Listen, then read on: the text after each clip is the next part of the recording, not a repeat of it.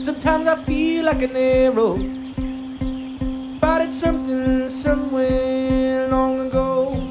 Whether it moved or I missed where I'm bound, don't you know? But if you see me coming, oh, I'll probably pass you by on my way to something, somewhere, sometime.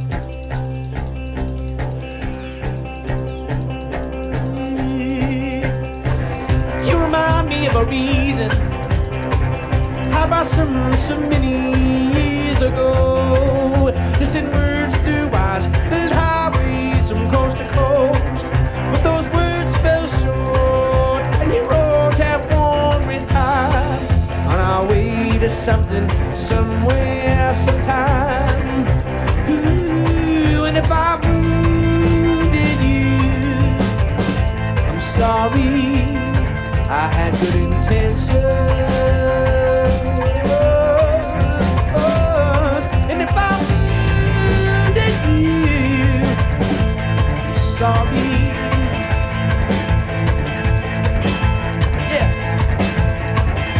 It happens all the time, but it's something somewhere long ago.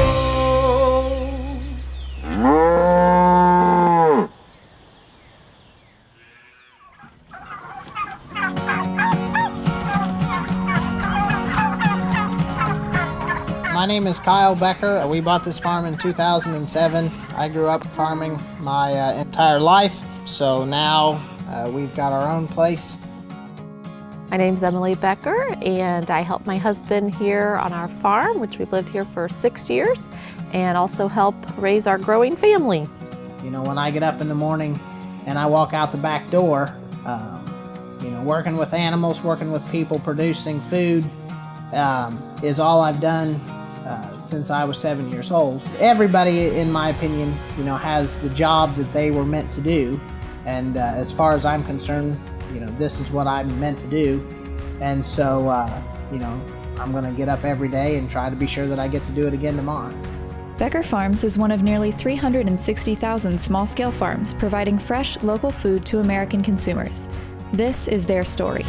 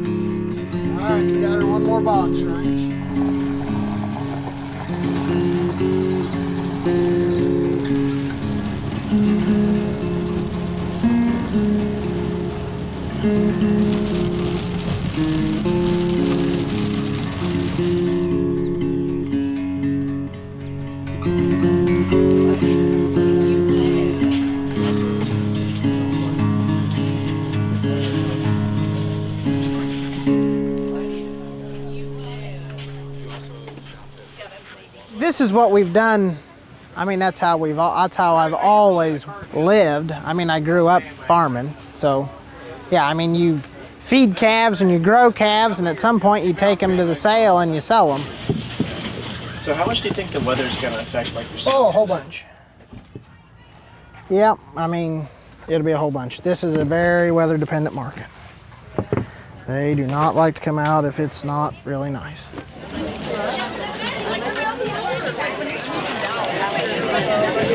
It's good that we have farmers markets, because you know when you go to a farmers market, you can interface with the farmer who's pretty local or from the regional area, and you can have conversations and ask them questions. You can't do that in a grocery store because people don't know where. People are working in a grocery store, they can't answer your questions. They can't tell you where that food came from. It's a hard sell, and I get it. I understand that. And that's why it's so important for people to try good local food, to taste it, to realize this isn't Burger King. This is something else. This isn't Del Monte, DiGiorno's frozen pizza. This is the real, schnizzle dizzle.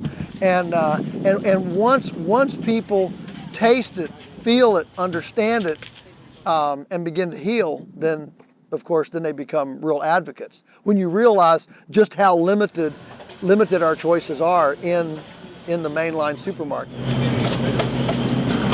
We have to support those small butcher shops and those small food markets and those smaller feed mills that are struggling to make a living.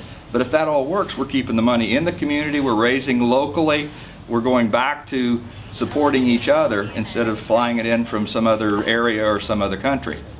Every time you buy locally, you're putting money in your local farmer's pocket and in your own community. So in North Carolina, officials have started a new recruiting effort, encouraging students to think about high-tech manufacturing and aviation. North Carolina Public Radio's Jeff Kabiri reports. Due to the overheating of its batteries, have put in doubt Boeing's ability. Oh, my hospital pen doesn't look too bad. Not really. Really fucking laying down trying to die. We've done a relatively good job balancing both careers. I have days set aside where I farm, and I have days set aside where I go do vet calls. And if the farm needs something, then you just get up early or you stay out late. And you know, if there's an emergency on one of the days that I usually would be farming, then I go take care of, you know, that emergency. Unfortunately, the on-farm income of a farm family doesn't show much stability. And so many farmers and their families have been forced to work off farm, and then many others have been forced to leave the farm as the primary economic unit. So everybody that we raise produce with also has a dairy.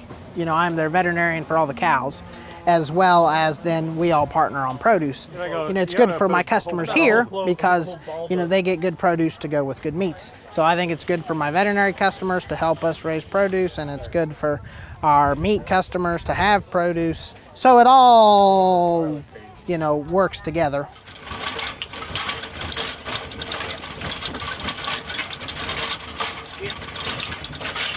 So you have these larger farms that operate, and then at the same time that you have, you know, farms that are on the smaller side that are growing, folks that are just getting started into agriculture that are doing, you know, direct marketing, fruits and vegetables. You can be profitable. You don't need to be a very large-scale operations. Not all big is bad, not all little is good. There are good ways to do it in all size operations. But when the regulations come along and say that we have to have it this, and this, many times it gets prohibitive for the small butcher shop to still stay in business, for the small producer to still stay in business, for the small feed mill to stay in business. When those close down, the community loses the people that work there, their paychecks, their income. It has a huge rippling effect when we go to the superstore type of mentality. The average food product travels more than 1,500 miles from producer to consumer. All that transportation takes time and money, and it contributes to pollution. Conventional food products use up to 17 times as much fuel as regional and local systems, like farmers markets and direct-to-consumer sales. Eggs sold by Becker Farms travel 18.3 miles on average from the farm to the consumer. Eggs sold at a commercial supermarket travel an average of 575 miles before getting to customers. That's 31 times as far as the Becker's eggs.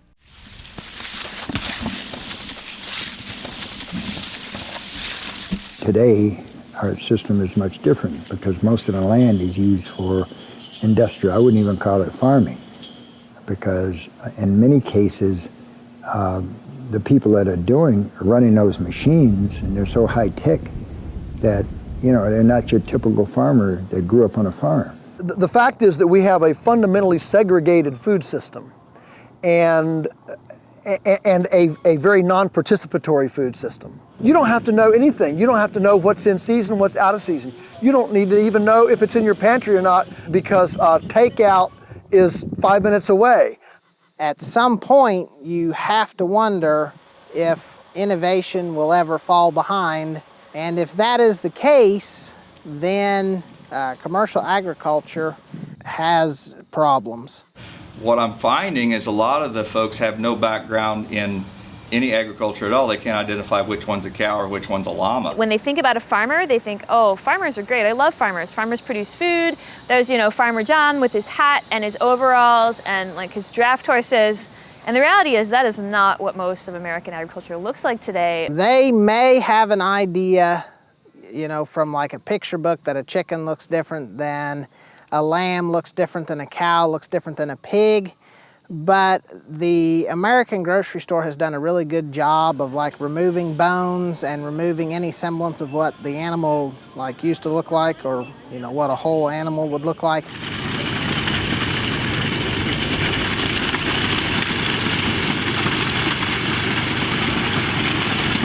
Many of these local farmers are desperate for just another 5 customers that will allow them to quit their town job and be on the farm full time, or maybe, hire some accounting done, or whatever. Just they're on this cusp and they just need a little bit of push over the top. And so a little bit of investment like that can go a long way in creating stable, secure, resilient local food systems. And this is a very competitive environment. Everybody forgets about that. There's competition between the grocery stores and farmers markets today. It's happening right now today. And we have to, take a step back and say, yes, we realize, grocery store prices may be cheaper, but here's how we do things, here's why we do things, and because of the way we do things, that adds a little bit extra cost. For family farmers, federal policy and how that impacts the prices that they receive for what they produce and their commodities is a really, really big issue. And we feel really strongly that government has an important role to play. The system we have now is really broken. And most of those profits and most of that money is going in to fuel corporate agribusiness and corporate expansion. If I was Secretary of Agriculture, what I guess I would do is just remove subsidies from crops that are soil damaging, or just remove subsidies and let the market dictate what everybody's going to plant and grow. I mean, we have a lot of monocultures in this country, and we have a lot of farms that just do one thing. I mean, why would you go to the trouble of raising a hog when you can just shell your corn, put it in the bin, haul it to the elevator, and make more money? The biggest detriment to young people being able to enter into farming today are because of the government subsidies to the large corporate farms that are able to push the family farms out and buy them out because of the huge settlements they get. So if you're relying on crop insurance to be farming, I'm not sure you should be a farmer. We do not produce a commodity here. Commodity production is for those large farms that really strive on efficiency. They have their consumer base, but we also have ours. I'm going to continue to produce our products the way that I feel comfortable producing our products, and that is going to require that we sell everything direct to consumer. At the end of the day, it's still a business, but where we have to differentiate ourselves is that our business is going to be based more on customer relations, and we're going to price our products so that we can make a profit and we can be sustainable. Whereas if you're in commodity production, your job is you have to make it bigger, faster, better, cheaper. We try to not get too stressed out about things and just doing the best we can day in and day out and hoping that will be rewarded at the end of the day or the end of the season. So. Baxter Black wrote this, and this is the way we raise our livestock and what I think is important about the way we raise them. I do solemnly swear, as shepherd of the flock, to accept the responsibility of the animals put in my care, to tend to their basic needs of food and shelter, to minister to their ailments, to put their well-being before my own if need be, and to relieve their pain and suffering up to and including the final bullet.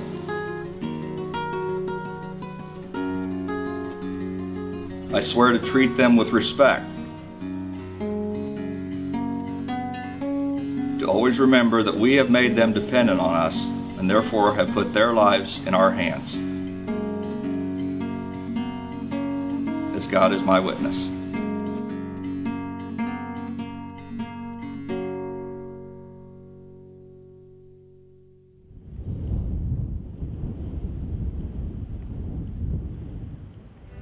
You know, I always think everybody's goal should be to build your land where you leave it better than what you found it. Our system is basically that everybody's moving away from their rear end as much as possible. The way that we do that is like all the feeders for the chickens, we always try to keep them out on the new grass. The old fecal material is behind them and the green grass is in front of them, and we just keep trying to move everybody through the system. So when you do that, you do dramatically reduce incidence of disease. Do you completely eliminate disease? No. So, you know, from a soil health standpoint, we're always moving birds so that, you know, manure spread evenly across fields. We're not getting a concentrated area of manure in one specific spot. The system works. It's the best system on this farm so far. Not saying that we can't make improvements. Every single one of my shade wagons is engineered slightly different, and we tried to make improvements on them all. We're not done improving. We've still got some different things that we can do to them. Working with the animals is by far probably my favorite. I like going to market, but if I had my choice, I'd stay home and do this every day. We were built for this. We were built for this.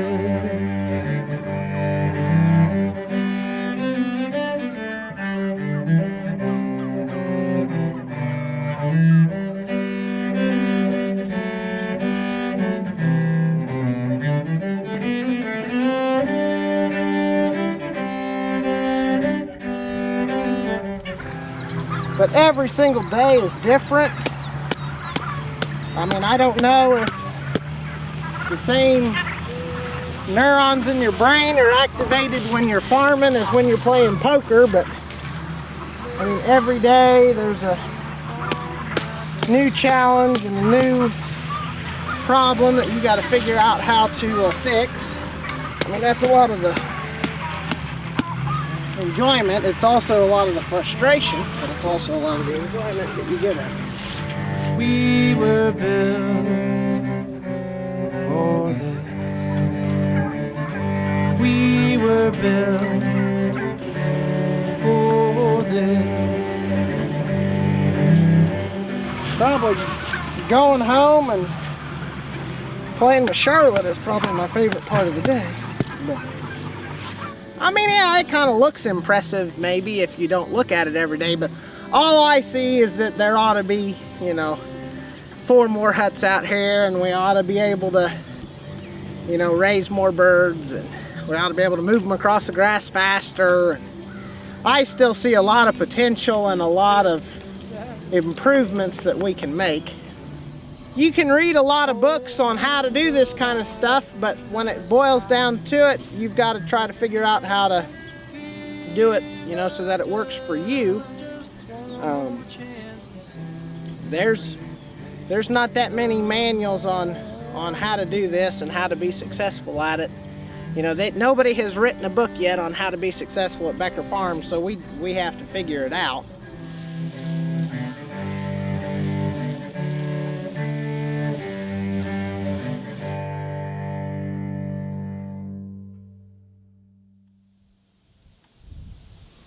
In my particular instance, the farm that we purchased, the soil had been row cropped, it was in corn soy rotation for about 10 years, and it was completely depleted of the majority of all nutrients. We've spent a lot of money and a lot of time, you know, slowly building it back up, and that's the biggest reason that, you know, we've, you know, gone to such a diverse number of animals. Industrial farming methods speed up the depletion of soil. Different plants use more of certain nutrients than others. When the same type of plant is grown on one patch of land over and over again, like in industrial monocultures, those nutrients get used up faster than natural systems can replace them. One way that soil develops nutrients is by breaking down organic matter, like decomposing animals and plants. Industrial pesticides and herbicides wipe out many of the bugs and weeds that could help build nutritious soil. Crops grown on unhealthy soil have lower levels of nutrients like calcium, iron, and vitamin C. The farm that's just across the road from me has been in continuous grass since at least the early 50s. It's never had corn or beans on it since the early 50s, and the soil test on it's at 7.2% organic matter, and my farm is running just under 3. So, and that was 10 years. I mean, my farm had been in continuous grass up until the mid-90s, and so it had only been conventionally farmed for about 10 to 12 years when we purchased it. That's what you can do in 10 years. You can absolutely destroy, soil. This soil isn't, I mean, they're not 30 feet apart. I mean, they're across the road, and that's what you can do. Soil depletion is running rapidly across the country. Some areas are down to 1%. And when your organic matter is burned up, you basically have the same as a body in a casket. And if you really study, everything's in the soil you need to grow naturally. And all life begins in the soil, everything. And if you don't take care of your soil, you got sick soil, you got sick animals, sick people. And that's what's wrong with the country today is depletion of the soil minerals. That everything you buy today is so depleted of the minerals that you're basically buying empty calories. It takes a long time to bring the health back to the earth that's been abused. No different than somebody's got cancers. The point of how long will this country survive with the corporate agriculture running the country? Comes credibility in the consumer actually knowing the person that grows the food and developing the trust between the buyer and seller. I've always compared it to, I'm in a little bitty canoe out here in the big sea, and the large corporations are in the Titanic, and they can't turn as quickly as I can. But if I've got consumers that say, I want it raised like this, like this, like this, my little canoe can go over here and say, sure, we can build a little pasture over here, we can sow this grain, we can add this over here, and we can make this work.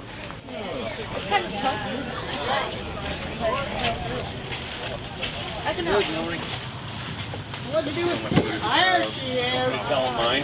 No, we're good. Thank you so much. Yeah, keep the stem on. The most important aspects of the market as far as what it brings to the community is, one, a place for our residents to get really, really great locally grown food, very healthy locally grown food. The second thing is that it provides a place where our citizens can gather every week to say, hey, how are things going? What's happening in your life over the week. And then the third thing is that it provides an incubator for a lot of small businesses to start off and then grow and grow and grow, and it keeps money locally. I like just seeing all the people. This is my therapy for 6 hours on Saturday morning. You get away from cows and you get away from the farm and you go see like what I would term regular, real people. This is me getting away from everything. I always tell people, some people buy a bass boat and I go to farmers markets. Yeah. We've been buying food from Kyle and his family for 2 to 3 years. Yeah. I'm so proud of his food. As a mom, really, like when I'm providing food for my family, I want good stuff on the table. I love coming through farmers market because there's something. You're interacting with the people who actually raise and grow that food. We like getting locally made food. We like to support our local farmers and our local economy, and we think that that'll be the freshest and the best tasting, and so that's why we come. I'd rather come to the farmer's market than a grocery store, because a lot of times at grocery stores, you don't really have the same relationship with the vendors. Like when you go to like a grocery store, it's just not as fun really, and you don't really know anyone. From my point, she's an excellent customer because she cares and she comes to the farm and she asks questions and actually cares about how we raise it. Because we spend a lot of time thinking about how to do it better. Definitely the customers we appreciate are those who appreciate what we're trying to do. And I bet each week we have a handful of people who are so appreciative. They say, thank you for raising your animals in this way. Thank you for bringing this good food to market for my family to enjoy. And that really means a lot. And so having customers that care, that you care, is, one of the biggest reasons that we do this. It's just a whole lot more rewarding. Smoke in the sky and fire in the air. Desire burns between them. One big push is gonna get you. There's a growing interest in how is our food produced, what type of system produces it. The majority of our population in the United States has not grown up on farms. They don't have a farming background, but everybody eats. That's a logical way for them to interact and for them to enter into this discussion about what is this food system. Lead your way, sing your song, moving every day, going further on. Lead your way. In the time that I've farmed, I've seen it go from least cost commodity type of thinking to the consumer connection to how their food is raised and having a certain way they want it raised, and the adaptability of those of us on smaller farms to say, yeah, if you want it raised that way, I'll raise it that way. I see that movement growing, and I'm very encouraged by that. You've been all around the seabed. There's a growing number of folks that really want to have a voice in how their food is produced. They value having a relationshwith the farmer. Lead your way, sing your song, moving every day, going further on. If you're my consumer, you certify it. You come to my farm, you see how I raise them, you see if what I've told you about how I raise them is how I do it.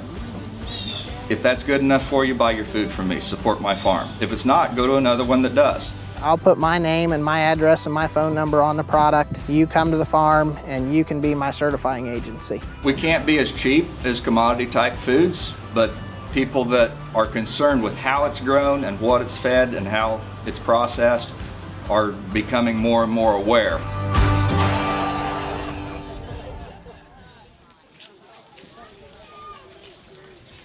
Aside from taking that first step of, educating yourself on the food system, supporting farmers markets, getting to know your farmers, aside from those kind of easier changes, I think that the more voices that we have that are participating in, this movement of, what type of food system am I supporting? What does agriculture look like in our country? What do we want it to look like? Looking at the pipeline and, where are we going to be 50 years from now? It's what the next generation coming up is going to be doing. Buy local. You see all throughout our state these incredible, wonderful local markets that we have, whether it's farmers markets, whether it is local farm stands. That's one thing that we can do. The UN in 2010 for the first time said that the only way to end world hunger is based on a local food system. That's the only way that we're going to be able to feed the world. This is a national movement. It takes everyone. It takes all of us being engaged and being politically engaged, because we all eat 3 times a day. We all have 3 times a day to choose what we put on our bodies and where it comes from. It behooves all of us to remember that, voting is not the only civic act that you do. So make those choices locally and then turn around and make sure that your elected officials also know what you want and take that step to being part of the national work, being part of the movement to get a better food system. We in America, because of our disconnection, we actually fear food now. The beauty of boxed chicken nuggets in the form of Dino's the Dinosaur is that they've been chlorinated, fumigated, irradiated, procrastinated, and adulterated enough that they're sterile, but our bodies aren't sterile. We've got this whole 3 trillion beings inside of us that don't want unpronounceable food. And so as you become aware of what's available and you surround yourself with that, guess what? It moves you from fear to faith.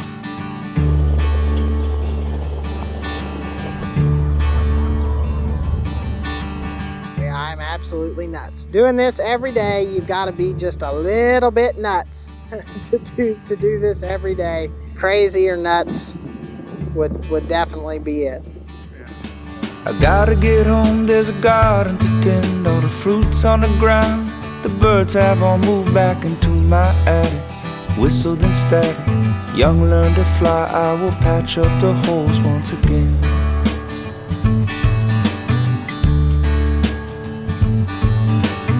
Our biggest goal is to continue to build on what we've already started, to build our relationships with our customers, build our soils, and it may take 10 or 15 or 30 years to really see those benefits, or maybe I never see them. I don't know. I don't know how long it's going to take, but if I can leave our farm, for my kids or for whoever takes it over, if I can leave it in better shape than I got it, then for me that is the ultimate goal, to leave my customers in a better place with their health than when they started. That for me is the biggest driver. And if you could try to find it too, 'cause this place is overgrown, it's a wax and mold. Home is wherever we are if there's love here too. So home is wherever we are if there's love here too.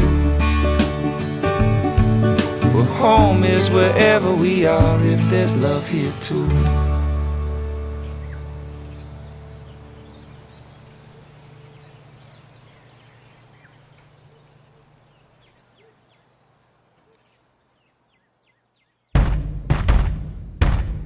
I'm gonna take these rocks and turn them into diamonds, sell them on the corner, bring the money home to you. I'll work all day and set aside my pride. I'll beg, plead and dance, just as long as I provide. Oh, it may not be much, but I'll make sure we survive. Going all in, gonna figure it out. It's what you do with and how you do without. I'm going all in and I'm starting right now. I'm gonna take this song and sell it for $1 million. Buy a little house where we can grow a little garden with a porch. We'll sit on to drink coffee in the morning, write tunes in our living room, or you paint a canvas so adoring. We'll have it now to live our lives without warning. Going all in, gonna figure it out. It's what you do with and how you do without.